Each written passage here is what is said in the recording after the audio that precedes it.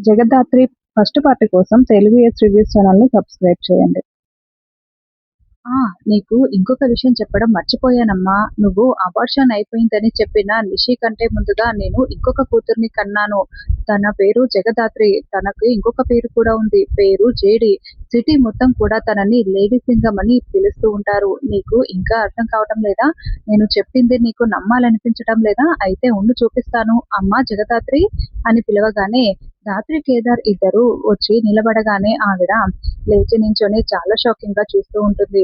"ఏంటి డాక్టర్ అలా చూస్తున్నారు? నన్ను గుర్తుపట్టారా?" అని ధాత్రి అంటే, జగదాత్రి, జేడీ ఇద్దరూ ఒకరేనని పోల్చుకోవడం కోసం ఈవిడకి కాస్త టైం పట్టేలా ఉంది ధాత్రి అని కేదార్ అంటాడు.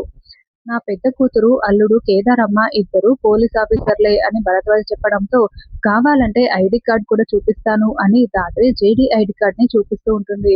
ఐడీ కార్డ్ చూడగానే డాక్టర్, "మేడం నన్ను క్షమించండి మేడం" అంటూ కాళ్ళు పట్టుకుంటూ ఉంటుంది. "నిషిక గారు మీ చెల్లని తెలియక నేను ఈ పని చేశాను. సారీ క్షమించండి" అని వేడుకుంటూ ఉంటే, "మీరు చేసిన పనేంటో తెలుసా? ఒకరికి ద్రోహం చేయడం. మీరు చేస్తున్న వృత్తి ఏంటి? ప్రాణాలు పోసే వృత్తిలో ఉండి ఇలాంటి పనులు చేస్తారా? డాక్టర్‌ని దేవుడితో సమానంగా చూస్తారు. ప్రాణాలు పోసే డాక్టర్ వృత్తిలో ఇలాంటివి చేస్తావా?" అని ధాత్రి, కేదార్ నిలదీస్తూ ఉంటారు. "ప్లీజ్ మేడం నన్ను క్షమించండి. మీరేం చేయమన్నా చేస్తాను" అని ధాత్రి వేడుకుంటూ ఉంటుంది. "నీ క్లినిక్ మూసేయాలి. నువ్వు ప్రాక్టీస్ చెయ్యకూడదు. నువ్వు ఎర్లీగా రిటైర్మెంట్ తీసుకొని ఇప్పటి వరకు చేసిన పాపాలన్నీ కడిగేసుకొని మనిషిగా వేరొక పని చేసుకో. అంతేకాదు దానికంటే ముందుగా మా నాన్నకి వచ్చి నిజం చెప్పాలి" అని కేదార్, ధాత్రి చెప్తూ ఉంటారు. "మేడం మీరు చెప్పినవన్నీ చేస్తాను కానీ ప్రాక్టీస్ మాత్రం ఆపలేను మేడం.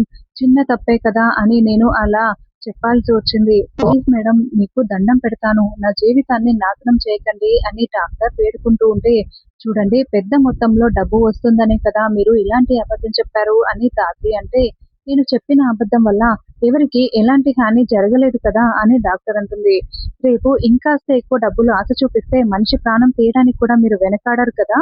మీకు రెండే ఆప్షన్స్. నిజం చెప్పకుండా క్లినిక్ మూసేయకుండా ఉండడం. లేదా అప్పుడైతే ఎలాగైనా నిజం బయటకొస్తుంది. మీకు జైలు శిక్ష కూడా ఖచ్చితంగా పడుతుంది. రెండోదైతే మీరు నిజం చెప్పేసి క్లినిక్ మూసేయడం. అప్పుడు జైలు జీవితం తప్పుతుంది" అని ధాత్రి చెప్పడంతో, "మీరు చెప్పినట్లుగానే నిజం చెప్పేసి క్లినిక్ మూసేస్తాను" అని ఆవిడ ఒప్పుకుంటుంది.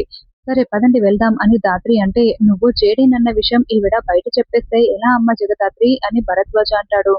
"అలాంటిది చెప్తే ఏం జరుగుతుందో ఈ డాక్టర్‌కి చాలా బాగా తెలుసునేనన్నా చెప్పదు" అని ధాత్రి చెప్తుంది. "ఒకవేళ నోరు విప్పితే మీనన్ వాళ్ళు వీళ్ళ ఫ్యామిలీని మొత్తం కిడ్నాప్ చేసి ఎలా టార్చర్ పెడతారో, మమ్మల్ని కనిపెట్టడం కోసం ఏమేం చేస్తారో ఈవిడకి అన్ని క్లారిటీ ఉందిలే. అంతే కదా డాక్టర్" అని ధాత్రి చెప్పడంతో, "అవును మేడం నేనెవరికీ చెప్పను. పదండి మీ ఇంటికి వెళ్దాం" అని డాక్టర్ చెప్తూ ఉంటుంది. "అత్తయ్య ఆ జగదాత్రి వాళ్ళు ఏదైనా ప్లాన్ చేస్తున్నారా" అని నిషి అంటే, "ఏంటమ్మి వాళ్ళు ప్లాన్ చేసేది? ఆ జగదాత్రి ఏ మూలనో కూర్చొని ఏడుస్తూ ఉంటుంది. నువ్వు దీనికే ఇంత సంతోషపడుతున్నావు. రేపు కౌశికి వాళ్ళని ఇంట్లో నుండి గెంటేస్తుంది తెలుసా" అని వైజయంతి అంటే, "అంతగా ఏం ప్లాన్ చేశారు అత్తయ్య" అని నిషి చాలా సంతోషంగా అడుగుతూ ఉంటుంది.